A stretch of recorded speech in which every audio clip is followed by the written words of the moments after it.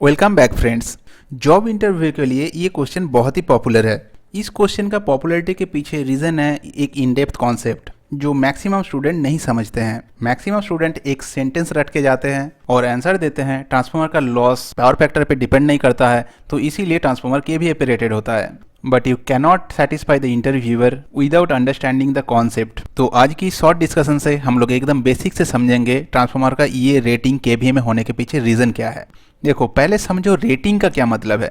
Rating का meaning है कोई डिवाइस पे कितना ज़्यादा लोड हम लोग डाल सकते हैं। This is the maximum load capacity.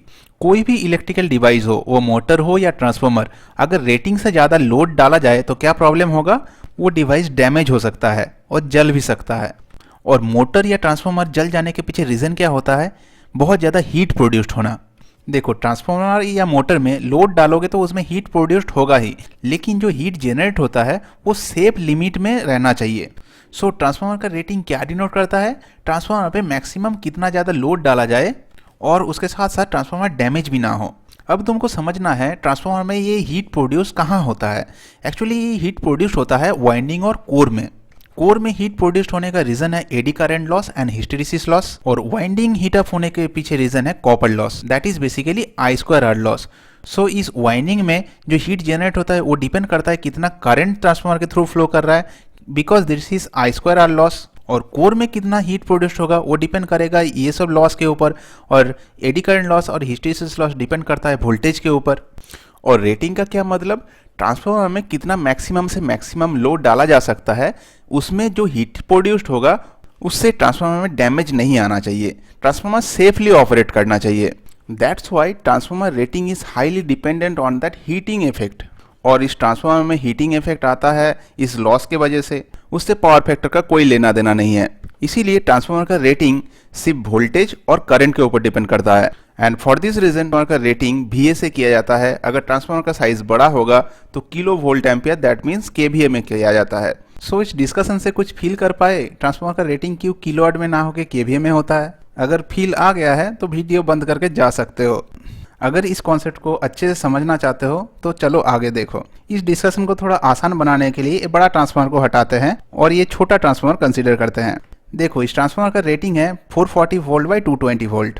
अगर इस ट्रांसफॉर्मर को सेफली चलाना है तो कोर लॉस और वाइंडिंग में आई स्क्वायर आर लॉस को लिमिट में रखना पड़ेगा, सो दैट ट्रांसफॉर्मर में जो हीट प्रोड्यूस्ड होगा वो सेफ जोन में रहे। सो ट्रांसफॉर्मर मैन्युफैक्चर करते हुए एक सेफ वोल्टेज लिमिट सेट करना पड़ेगा, मान लेते हैं दैट इज 220 वोल्ट।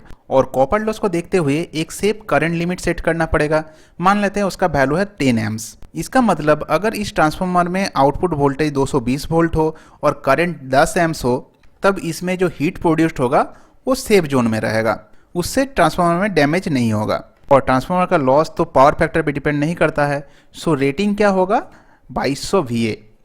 अगर इसको हम लोग KVA में कन्वर्ट करते हैं तो सिंपली 1000 से डिवाइड कर देंगे तो आ जाएगा 2.2 KVA। तो अब हम लोग समझेंगे अगर ट्रांसफॉर्मर का रेटिंग किलोवाट में होता तो क्या दिक्कत होता। अब मान लो मैं ट्रांसफॉर्मर मैन्युफैक्चर करता हूँ और उस ट्रांसफॉर्मर में रेटिंग में किलोवाट में दिया हूँ, दैट इज 2.2 किलोवाट, 2.2 KVA के जगह पे। सपोज तुमको एक ट्रांसफॉर्मर परचेस करने का जरूरत है और तुम अनलकीली आते हो मेरे पास और मेरा डिजाइन किया हुआ ट्रांसफॉर्मर तुम परचेस करके लेके जाते हो, जिसका रेटिंग मैं KVA के जगह पे किलोवाट पे किया हूँ। तो देखो आगे क्या गड़बड़ी होता है। जब ये ट्रांसफॉर्मर मैन्युफैक्चर हुआ था तब सेफ करंट का लिमिट कितना था, 10 एम्स, और सेफ वोल्टेज है 220 वोल्ट। तुमको तो बोला गया है इसका रेटिंग है 2.2 किलोवाट, तो उसके हिसाब से तुम एक 2.2 किलोवाट हीटर को इस ट्रांसफॉर्मर के एंड में कनेक्ट करते हो। तो ये हीटर कितना करंट ट्रांसफॉर्मर से ड्रॉ करेगा, that can be easily calculated through this equation. अब हीटर तो प्योरली रेजिस्टिव होता है, इसीलिए इसका पावर फैक्टर 1 होगा। सो करंट ड्रॉ करेगा 10 एम्स। सो यहाँ से 10 एम्स फ्लो करेगा। तो देख सकते हैं 2.2 किलोवाट हीटर जब तुम कनेक्ट करते हो तो 10 एम्स करंट लेता है, जो ये सेफ लिमिट के अंदर ही है। तो इस ट्रांसफॉर्मर में कुछ प्रॉब्लम नहीं आएगा, तुम सेफली इस ट्रांसफॉर्मर को यूज़ कर सकते हो। अब मान लो इस हीटर को हटा के सेम रेटिंग का एक मोटर कनेक्ट करना है, तो ये मोटर कितना करंट लेगा। देखो, मोटर का पावर फैक्टर लेकिन 1 नहीं होता है, it is always less than 1।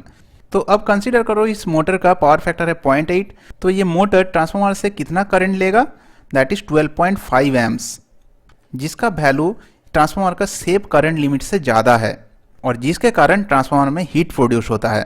और तुम आते हो मेरे पास कंप्लेन लेके कि आप जैसे बताए थे उस हिसाब से ही हम मोटर कनेक्ट किए हैं, आप 2.2 किलोवाट का बोले थे, हम तो 2.2 किलोवाट ही मोटर यूज़ कर रहे हैं, तब भी ये हीट प्रोड्यूस क्यों हो रहा है। अब प्रॉब्लम इससे भी बढ़ जाता है जब इस मोटर के जगह पे एक मोटर यूज़ करते हैं जिसका रेटिंग तो सेम ही है लेकिन उसका पावर फैक्टर और भी खराब है, 0.6 है।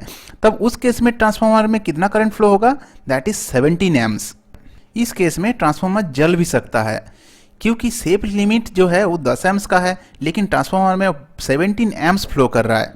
इसमें तो तुम रिफंड लेने आ जाओगे कि आप तो बताए थे 2.2 किलोवाट का ट्रांसफार्मर है तो हम तो सेम रेटिंग का ही लगाए हैं, तब भी मेरा ट्रांसफार्मर क्यों जल गया। जो 3 केस हम लोग डिस्कस किए सब में लोडिंग तो सेम ही था 2.2 किलोवाट, लेकिन तीनों केस में ट्रांसफार्मर में जो करंट लोडिंग हो रहा था उसमें डिफरेंस आ गया।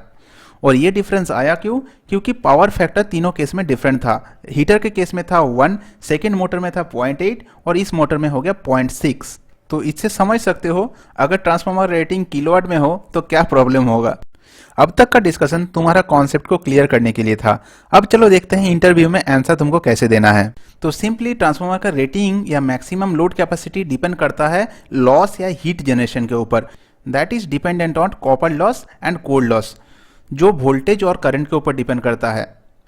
ट्रांसफार्मर का पावर फैक्टर के ऊपर ये लॉस का कोई लेना देना नहीं है और इसीलिए ट्रांसफार्मर का रेटिंग केवीए से किया जाता है। और एक चीज़ देखो, डिज़ाइनर जब ट्रांसफार्मर डिज़ाइन करता है तो ट्रांसफार्मर का ऑपरेटिंग पावर फैक्टर क्या होगा ये उसको पता ही नहीं हो रहता है, क्योंकि ट्रांसफार्मर का पावर फैक्टर डिपेंड करता है लोड के ऊपर।